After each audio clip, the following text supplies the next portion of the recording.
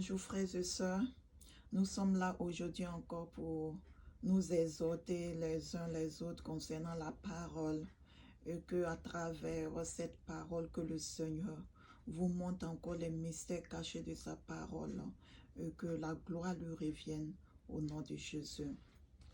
Aujourd'hui nous allons lire au niveau de la Bible, au niveau de 1 Roi 18. Mais je pense que pour comprendre bien le contexte, vous allez commencer à partir de 20 à 40. Mais moi, la lecture, je vais la commencer à partir du verset 30. Mais je vais un peu vous expliquer ce qui s'est passé. Et ensemble, on va comprendre ce que Dieu veut nous enseigner à travers cette parole. Donc, je me répète encore, 1 Roi 18, verset 20 à 40. Donc, je vais lire à partir du verset 30. Je lis la parole de Dieu avec respect et considération. Élie dit alors à tout le peuple, « Approchez-vous de moi. » Tout le peuple s'approcha et dit, et Élie établit l'autel de l'Éternel qui avait été renversé. Il prit 12 pierres, d'après le nombre des tribus des fils de Jacob, auxquels l'Éternel avait dit, « Israël sera ton nom. » Et il bâtit avec ses pierres un autel au nom de l'Éternel. Il fit autour de l'autel un fossé de la capacité de 2 mètres de sémence. Il arrangea le bois, coupa le taureau par morceaux et le plaça sur le bois. Puis il dit, « Remplissez d'eau 4 cruches et versez-les sur l'holocauste et sur le bois. » Il dit, « Faites-le une seconde fois. » Et il le fit une seconde fois. Et il dit, « Faites-le une troisième fois. » Et il le fit une troisième fois. L'eau coula autour de l'autel et l'on remplit aussi d'eau le fossé. Au moment de la présentation de l'offrande, Élie le prophète s'avança et dit, « Éternel Dieu d'Abraham, d'Isaac et d'Israël, que l'on sache aujourd'hui que tu es Dieu en Israël, que je suis ton serviteur et que j'ai fait toutes ces choses par ta parole. Réponds-moi, Éternel, réponds-moi, afin que ce peuple reconnaisse que c'est toi, l'Éternel, que c'est toi l'Éternel qui est Dieu, et que c'est toi qui ramènes leur cœur. » Et le feu de l'Éternel tomba, et il consuma l'holocauste, le bois, les pierres et la terre. Et il absorba l'eau qui était dans le fossé. Quand tout le peuple vit cela, il tombait sur leur visage et dit, « C'est l'Éternel qui est Dieu, c'est l'Éternel qui est Dieu. » Saisissez les prophètes de Baal, leur dit Élie, qu'aucun d'eux n'échappe. Et il les saisit, et Élie les fit descendre au torrent de Kison, où il les égorgea. Que Dieu bénisse sa parole. Parole de Dieu, le Père Tout-Puissant, nous rendons grâce à Dieu.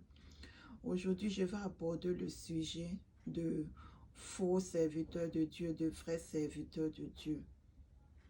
Tu peux dire à ta soeur, c'est ça qui est la vérité.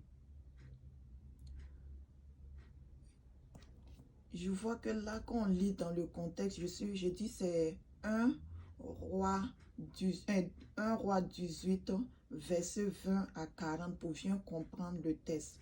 Je m'explique au niveau de trucs, comment j'appelle ça là, la partie que je n'ai pas lue. Ça veut dire qu'il y a eu 2 camps.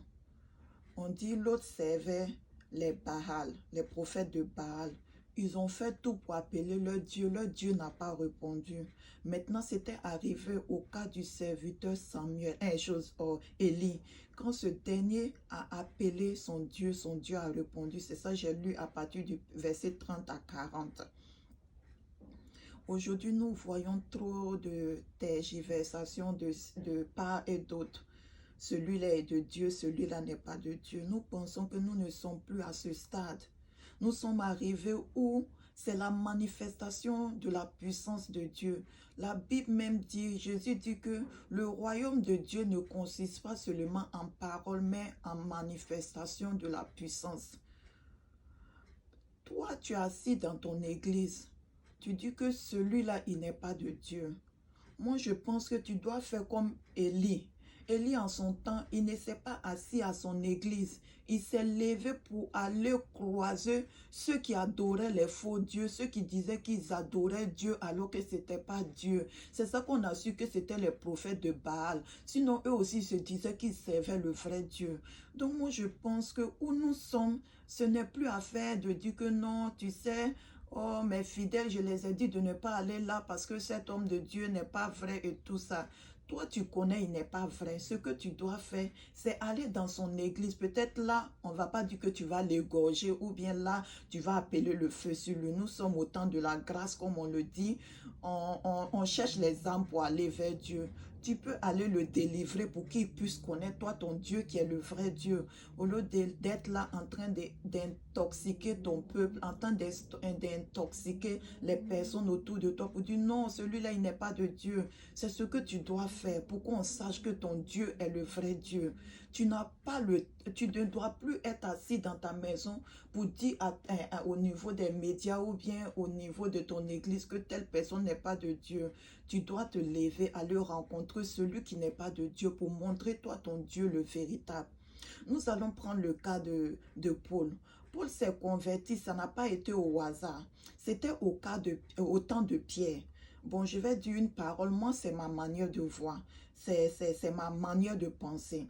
Au temps de Pierre, Paul, Paul était là. En ce moment, il ne s'appelait pas Paul, il s'appelait Saul. Il était là. Il disait que non, c'est la doctrine que les Pauls là sont en train de prêcher Jésus, ce n'est pas une bonne doctrine. Mais Pierre savait que lui, il ne pouvait pas faire descendre le feu. Il ne pouvait pas aller contester avec Paul. Qu'est-ce qu'il va faire? Ce sont des gens, ils intercédaient, ce sont des gens, ils avaient des sentinelles qui étaient là, qui priaient pour que si Saul, sa vie arrivait à changer, si Dieu arrivait à changer son nom, c'est que c'était quelqu'un qui allait booster la vie chrétienne, c'est quelqu'un qui allait impacter sa génération. Ils ont prié pour lui, pour qu'il change.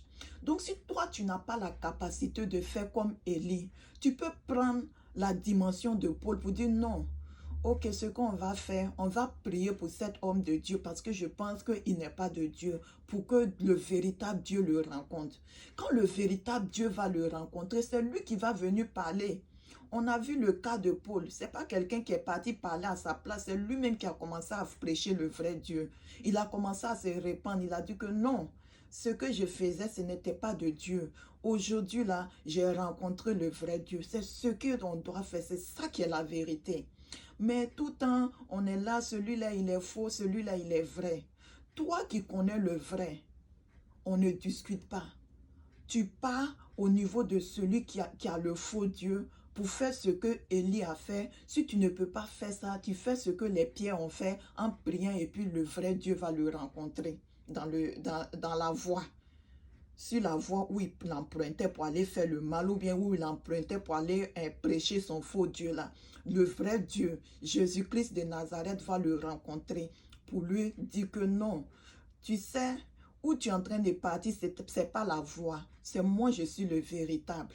Peut-être tu avais rencontré une personne qui a dit que je suis le Jésus ou bien je suis le vrai Dieu. Mais aujourd'hui, c'est moi, je suis le vrai Dieu et je te montre par A plus B et il va mettre la parole dans ta bouche.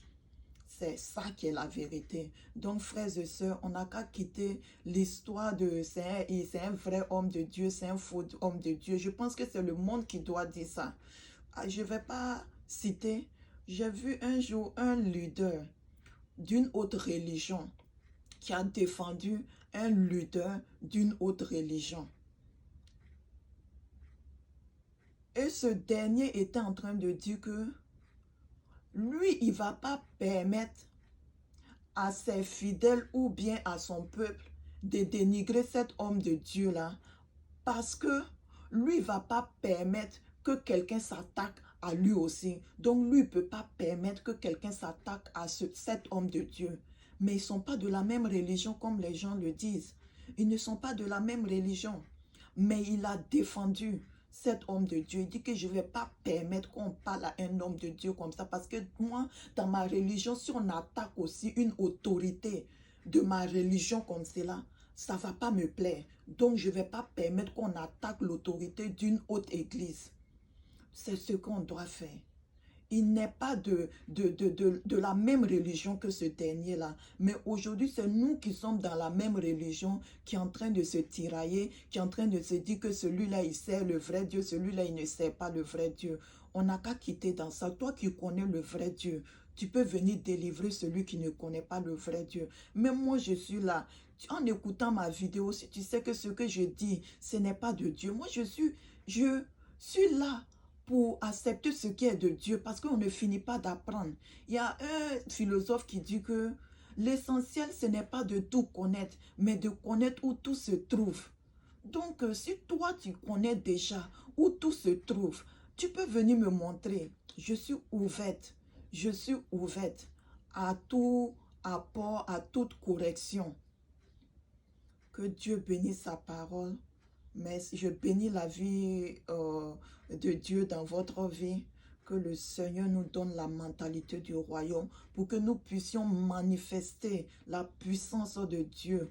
Ou toi, tu sais que Dieu n'est pas là-bas, soit tu t'en vas rencontrer, tu délivres, soit tu pries comme les pierres là pour que Jésus rencontre cette personne-là pour changer sa vie. C'est ça, c'est deux options. Soit tu t'en vas le rencontrer pour le délivrer du faux Dieu, soit tu pars et tu restes dans ta chambre ou dans ton église et tu intercèdes pour cette personne-là et Jésus va le rencontrer. Que Dieu bénisse sa parole. Je bénis la vie de Dieu dans vos vies et que la gloire lui revienne et que vous fassiez des exploits pour le grand Dieu, pour le véritable Dieu, celui qui rencontre ceux qui ne connaissent pas les vrais dieux, celui qui manifeste sa puissance devant ceux qui ne connaissent pas les vrais dieux pour changer leur vie. Au nom puissant de Christ Jésus, j'ai prié que le Seigneur vous bénisse. Au nom de Jésus, soyez bénis. Amen. Bye bye.